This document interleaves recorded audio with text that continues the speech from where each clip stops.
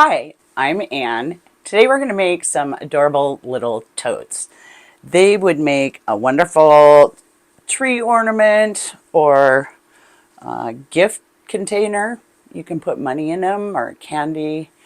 And I made sure that it was the perfect size for Barbie. So if you have a Barbie lover in your life, you can make them one of these adorable little totes.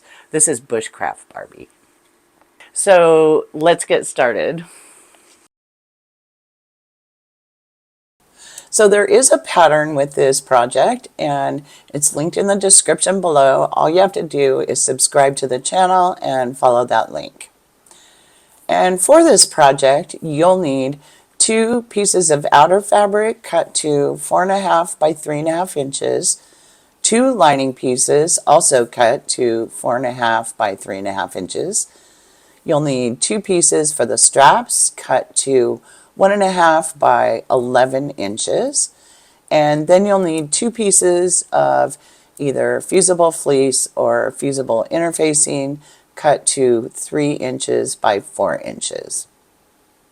To make it easier to mark and cut the box corner squares, I cut out a thin piece of cardboard that is 3/4 inches square.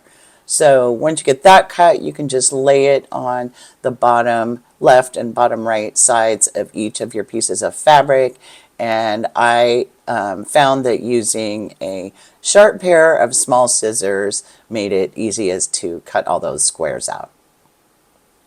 So once you've got the squares all cut out, you will adhere the fusible fleece or interfacing to the wrong sides of the outer pieces. Just center it on there really well and follow the manufacturer instructions for adhering it to the fabric. Then we'll prepare the straps. To do that, you will fold the straps in half lengthwise and press all the way down to mark the center. Then you'll open it up and fold in each of the sides toward the center almost to meet and press it down, and then you'll fold that in half and give it a final press. And I took some clips to clip it shut so that it would lay a little flatter by the time I got it to the machine. And the final step is to make marks on the outer pieces where we're going to line the straps up. So what you do is find the center of the top and the bottom, which is going to be at 2¼ inches. And from that center point, you're going to go out a 1/2 inch one direction and make a mark, and a 1/2 inch the other direction and make a mark. So the 2 marks are 1 inch apart and they're centered along the top and the bottom edges. So grab your straps and top stitch close to the edge along each side, and do that to both of your straps. And I know my stitching is horrific on these. I just wasn't willing to redo them, so don't judge. But hey, I have to tell you, this thing is so cute. You can be fairly sloppy on this project. You know, just have fun and you won't even notice. So line up the raw edges of your straps along the bottom edge of your pouch to the outsides of those lines you made. So your straps, the inside edges of your straps are going to be 1 inch apart. And then clip them along the top also to the outsides of those marks you made, and make sure there's no extra twists in the top of your strap that loops around.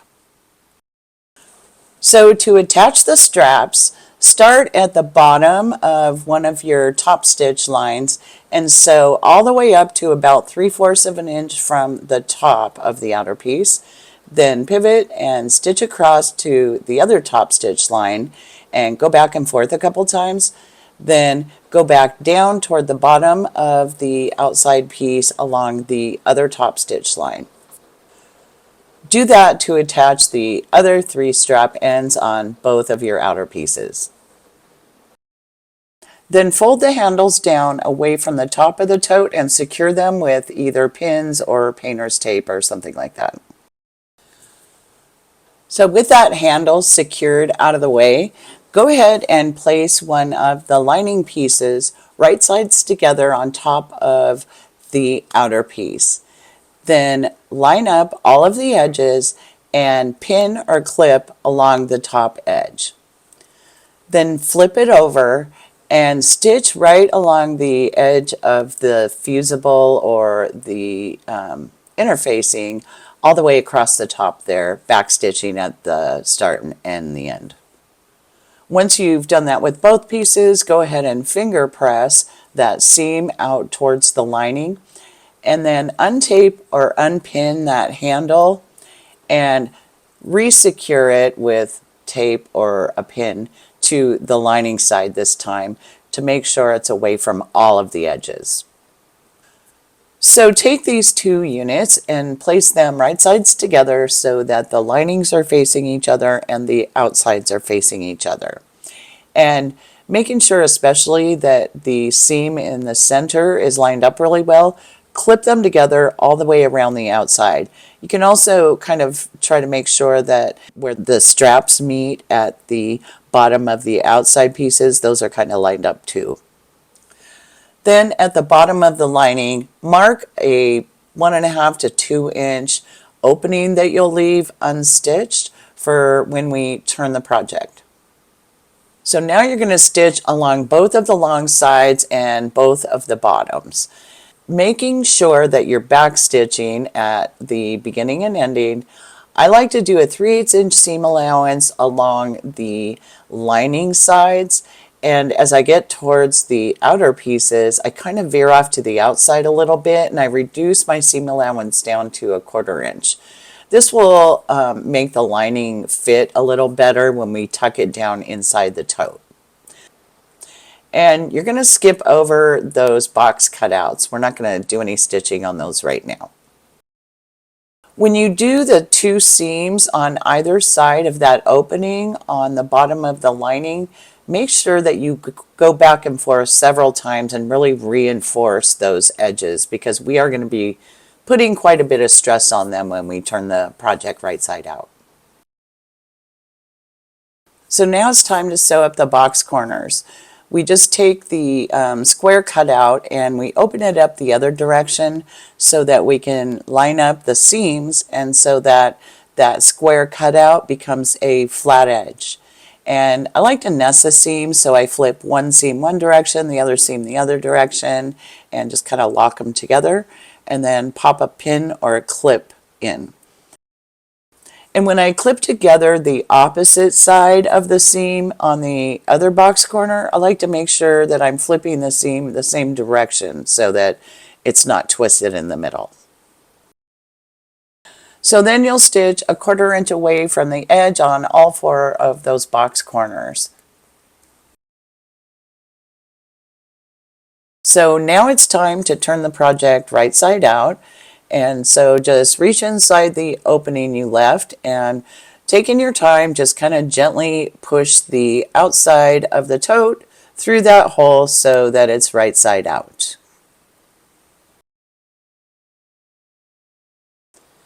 Then before you stitch that opening in the lining shed, you'll want to put something in the opening there to kind of poke out the corners so they're nice and opened up.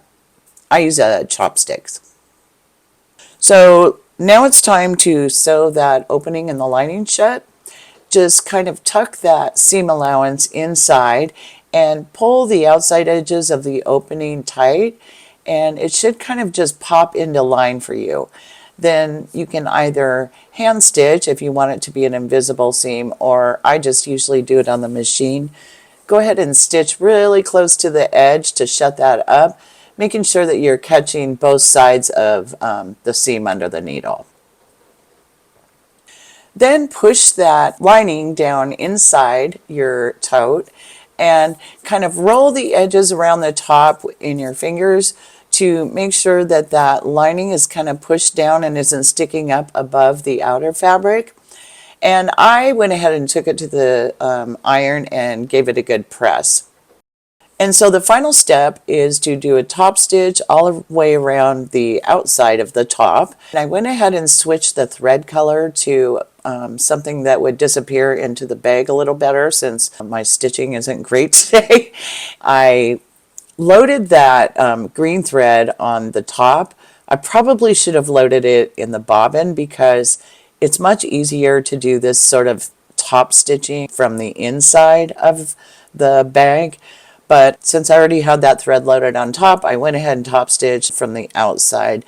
It was a little more difficult, but honestly, I could see what I was doing a little better, and I think it ended up looking better. But to me, this is the most niggly part of this project, so I just try to go slow and make my seam as straight as I can. And I like to start in the seam and end in the seam to kind of hide that back stitch. So now we just need to take this to the iron and kind of press the tote to make it kind of squarish like a tote is. And I like to first find the edges to the left and the right of the straps. Just kind of crease those and press them flat first, all four of those. And then I like to take the bag and kind of fold it up as if you folded it and stuck it in a closet to store it. So kind of collapse the sides in and then fold the bottom up and then just press that whole thing like that. And that'll pretty much add all the corners you need to make it look like a legitimate tote.